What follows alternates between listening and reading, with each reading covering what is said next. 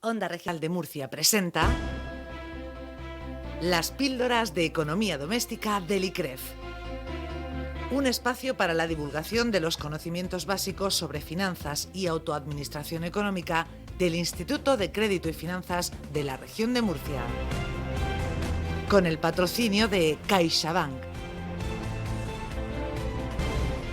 Y hoy, por cierto, aquí en Plaza Pública, pues ración doble de economía y de juegos de mesa, porque sí hemos estado hablando antes de estrategia sobre el tablero, de ajedrez, pero también del Risk, ¿no? Esta terrible conjunción de de las fuerzas bélicas, ¿no? Sobre el tablero de mesa.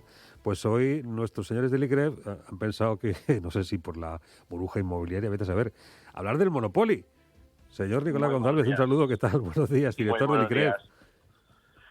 Pues sí, hoy hemos pensado en hablar del Monopoly y, bueno, no por ninguna cuestión de estrategia ni de geoestrategia. De hecho, decidimos el tema antes de la invasión de Rusia. Pero, bueno, esto también, las partidas de Monopoly, como saben nuestros oyentes, muchas veces acaban también con un puñetazo en la mesa. Sí, o con muchos hoteles, ¿eh? Y con todo un, en fin, Sí. un monopolio del sector inmobiliario, ¿no? Porque esto era de poner casitas, ¿no? Y hoteles en las casillas, ¿no? Sí, bueno, esto en principio pues va de ir adquiriendo normalmente calles, ¿no? De ciudades conocidas o relacionadas con series, con películas, con historias de ficción, e ir construyendo un pequeño o gran imperio inmobiliario y ser el más rico. Pero no siempre fue así. Ujú. Bueno, aquellos billetes del Monopoly con los que yo jugaba y la tasación de entonces de lo que costaba un hotel en la Castellana, pues supongo que has cambiado un poquito, ¿no? Bueno, Ha debido de lógicamente. subir, eso, cosa fina. Sí, todo eso ha cambiado bastante, incluso la unidad monetaria con la que jugamos, etcétera, ha sido bastante diferente, pero creo que es bastante curiosa la historia de este juego de mesa y sobre todo, y por eso lo hemos traído hoy también a colación en el espacio, las teorías económicas que subyacían en los orígenes del juego y que, bueno, seguro que ahora pues, tenemos ocasión de hablar un poquito más sobre ellas. Ajá. Pues eso, vamos a empezar describiendo la importancia de este juego. ¿Qué es lo que verdaderamente tiene de valor el Monopoly? Bueno, pues algo tendrá cuando es el más vendido de la historia, es el juego más vendido de la historia, es el juego de economía, de finanzas más conocido.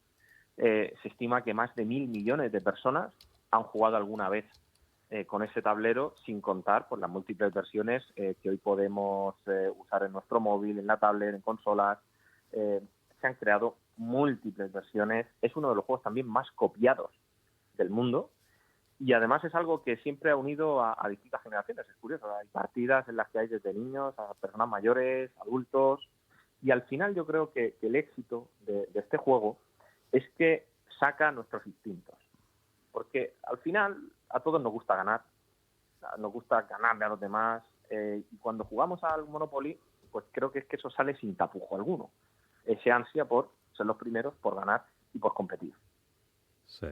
Bueno, ni que decir que en este modelo digital pues hay réplicas de todo tipo y basadas fundamentalmente en esto, en esa expansión, en esa apropiación del terreno, hacer un poquito como Putin, ¿no? En esos espacios.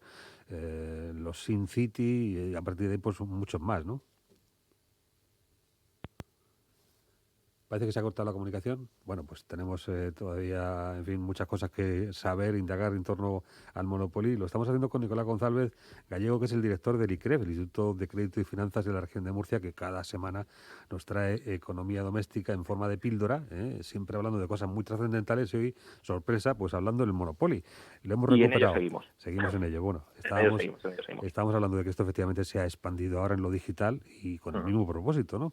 Sí, sí. Ir acaparando espacios o, en fin, territorio de alguna manera. Uh-huh. Y bueno, lo curioso de esto es que en su origen no fue así. El Monopoly es un juego que ya es peculiar desde que se lanza. Es un juego que tiene casi 120 años de historia. El precursor fue el juego del terrateniente, que aparece en 1904, con un tablero muy similar. De hecho, ya estaban las casillas de la cárcel, las de pago de impuestos, las de tarifas o ese taco famoso de cartas del tesoro. Pero entonces, en lugar de comprar calles, lo que los jugadores tenían que comprar eran parcelas de tierra. Y ahora veremos por qué, porque tiene su sentido esto. Y su creadora, que no creador, pues fue una mujer, fue Elizabeth Maggie Phillips. Y es un perfil muy curioso. Estamos hablando de una mujer de finales del siglo XIX, con un perfil muy rebelde, poco convencional, que puede encajarnos poco con la filosofía del juego que conocemos hoy. Ella fue una inventora que nació, como digo, en el siglo XIX, también escribía poesía y era conocida también por su actividad en favor de los derechos de las mujeres.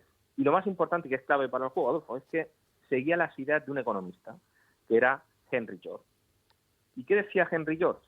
Pues él defendía que la riqueza que obteníamos de la tierra, de la naturaleza, que al final son esas parcelas del juego de Maggie Phillips, se debía distribuir de forma equitativa entre todos. Es decir, lo que proponía era un impuesto único, que gravara las rentas que generaba la tierra y que luego se repartiera entre todos los ciudadanos.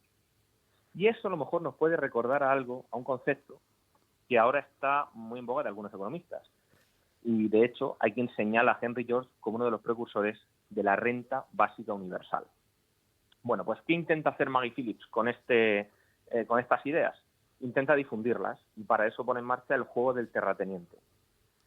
Y el Monopoly tenía dos reglas distintas, dos juegos de reglas. Podía jugar de dos maneras diferentes, como lo conocemos hoy, o con un juego un poco más, pues podríamos decir, a como jugarían en su casa los Flanders en los Simpsons, ¿no? En vez de ser el que más acapara, el que gana, pues el juego podía terminar de otra manera. Ese segundo juego de reglas, que estaba basado en las teorías económicas de Henry George, consistía en que tú ibas adquiriendo esas parcelas, pero en lugar de cobrar una renta cada vez que un jugador pasa por tu casilla, el resto de jugadores recibían algún ingreso, una parte del ingreso de esas parcelas, y el juego acababa no cuando alguien se hiciera con toda la riqueza, sino con quien había empezado con menos propiedades y con menos riqueza, hubiera duplicado su valor. Como vemos, pues son dos visiones totalmente distintas y que nada se parece al juego de hoy. Bueno, en todo caso, el juego de hoy, que tiene muchas vertientes, también incluye una en la que se hace uno dueño de grandes empresas, ¿no? La Coca-Cola, por ejemplo, es una de las piezas a conseguir. Bueno, claro, ya ha cambiado totalmente. Hemos pasado de ese juego en el que se pretendía difundir pues estas ideas de la redistribución de la riqueza, etcétera, a que el Monopoly sea el juego que glorifica, por así decir, las ideas capitalistas y el libre mercado, efectivamente. Sí. De todas formas, ese componente en el que el azar es tan importante, decisivo, quizá pueda empañar un poco ese propósito, ¿no? Bueno, es que también el capitalismo tiene esa parte de azar, ¿no? Ah, sí. Claro. Ah. Al final... Eso no me lo dice mi estratega de inversión. No, porque no quiere que lo sepa. No, vamos a ver, efectivamente, cuando uno invierte, y el Monopoly al final es una representación en la que hay que llevar una estrategia, por supuesto, pero hay también un componente de azar importante, que ahí juegan los dados, ¿no? Pues ese sería el riesgo que al final asumimos cuando hacemos una determinada inversión o cuando hacemos una apuesta por llevar a cabo un determinado proyecto empresarial o inmobiliario, etcétera. Entonces, bueno, también hay ese componente de azar. Hay economías donde no hay azar, son las economías pues cerradas, las economías comunistas en las que todo está planificado y no hay margen para el azar, aunque sí para la discrecionalidad de quienes dirigen esas políticas. Sí. Bueno, he visto para mi sorpresa, investigando un poquito sobre el Monopoly, que hay un Monopoly dedicado a Murcia. Bueno, hay a Murcia, hay a un montón de ciudades, hay a series, a películas. O sea, encontramos prácticamente uno para cada gusto que tengamos o para cada cosa que nos pueda gustar del cine, de la televisión, de literatura, incluso de ciudades, de países. Podemos adaptar, pero al final el fin es siempre el mismo. Es ser los más ricos y hacernos con la mayor riqueza y propiedades posibles. Sí. ¿Algún enemigo le salió al Monopoly? Con tanta propiedad, ¿algún país, alguna empresa ha podido ver afectada en su imagen? Bueno, ha habido algún país que no se ha llevado muy bien con el juego. Uno de ellos, que estamos hoy hablando todos, ya están saliendo expertos en Rusia, ¿no? Pues uno de ellos es Rusia. Rusia prohibió el juego del Monopoly hasta 1988. China también lo hizo. Y Cuba también lo ha prohibido. Y además Cuba lo hizo de una manera un poco pueril, porque prohíbe el juego, pero lo adapta. Y lo llama deuda eterna. Bueno, pues en esa adaptación que hace Cuba, los jugadores, lógicamente, no pueden ser magnates inmobiliarios, sino que son gobiernos de países pobres. Y entonces, en lugar de hacerse con propiedades, pues el jugador puede conseguir huelgas, manifestaciones, líneas de ayuda para los países, y en esta versión castrista del juego no gana el que más beneficios logra. Claro, los beneficios están prohibidos en estos sitios. Gana el que derrota al Fondo Monetario Internacional. Toma ahí, toma ahí. Bueno, incluso algunos hogares tienen prohibido el Monopoly también, para los pequeños, porque todo el dinero, ya sabemos, no se puede manejar. Hay que educarlos, hay que enseñarlos de pequeña. Hay versiones infantiles, hay que educarlos a gestionar bien el dinero y a saber invertir, y que no siempre se gana. Eso también es importante. Nicolás González, siempre liberal hasta la muerte, ¿eh? Ya lo ven, médula total. Hasta el final. El espíritu de la economía es así. Así es, la economía o es libre o no será economía. Bueno, mil gracias, como siempre, el director del ICREF, Instituto de Crédito y Finanzas de la Región de Murcia, en estas píldoras de economía doméstica. A vosotros, buen fin de semana.